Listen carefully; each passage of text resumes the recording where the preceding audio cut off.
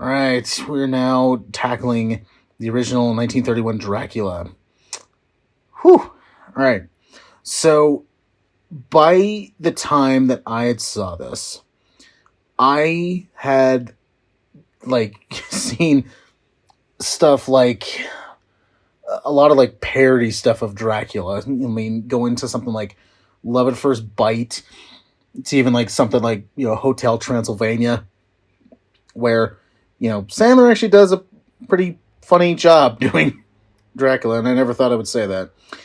But, like Love at First Bite, that's like directly like parodying something like this. And, the first time I saw this, I was like, oh, this is Dracula, but I like to call this movie Crazy Eyes, because it's just like everybody has like just like murder eyes or just just something. And yeah. And some of these like shots in here, like especially like the ones where we see, it's kind of like a little like close up of Bela Lugosi, who is Dracula, and he's given the look, but then you see like the lights on his eyes. It's, I mean, it might have been effective back then, but now it's kind of like that's kind of like a meme picture right there.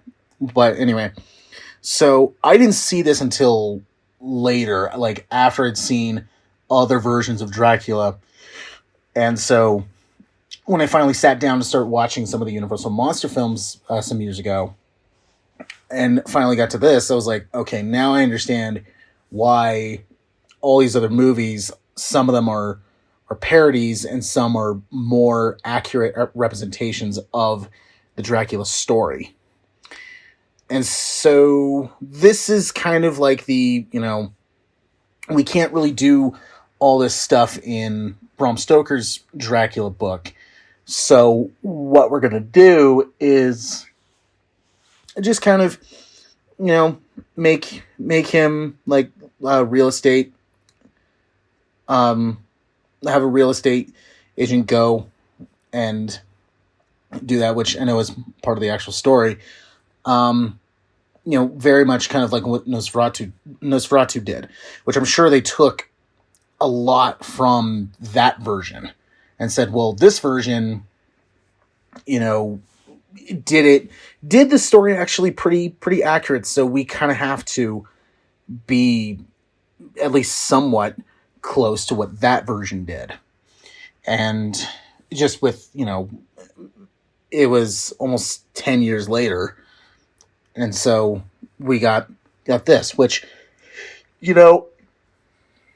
I say this with all the Universal monster films, they all, at least most of them, have their pacing is very slow.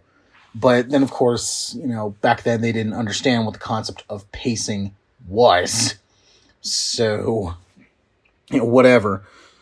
But, right off the bat, Bela Lugosi was great. He was great as Dracula. I think he set the groundwork for later interpretations, like going to someone like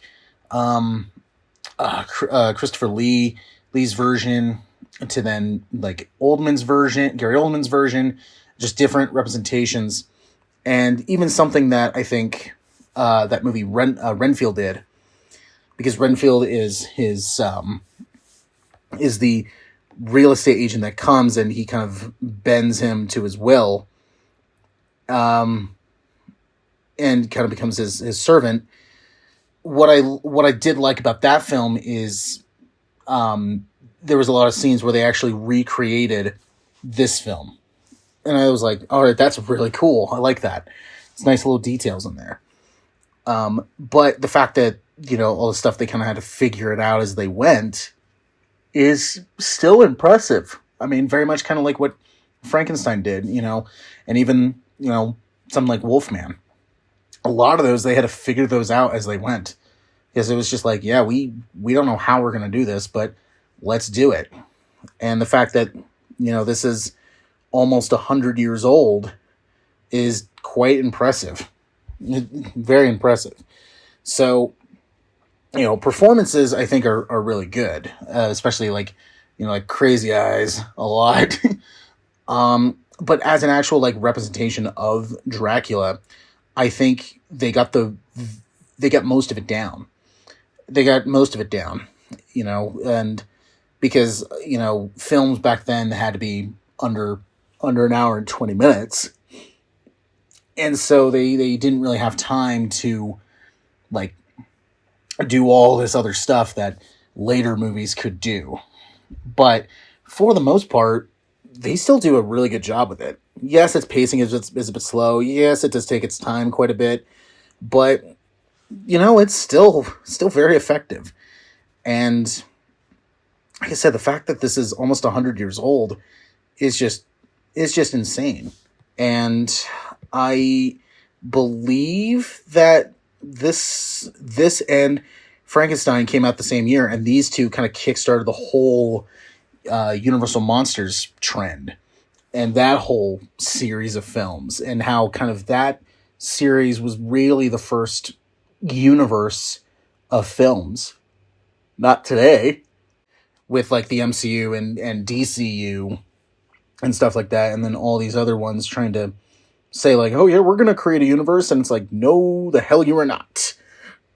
And it's like the Mummy tried to do, and that failed big time. But it was just, this works. This still, for the most part, works. Like I said, a lot of it has to do with its slowness and its pacing, but films back then really didn't know what those terms meant, and so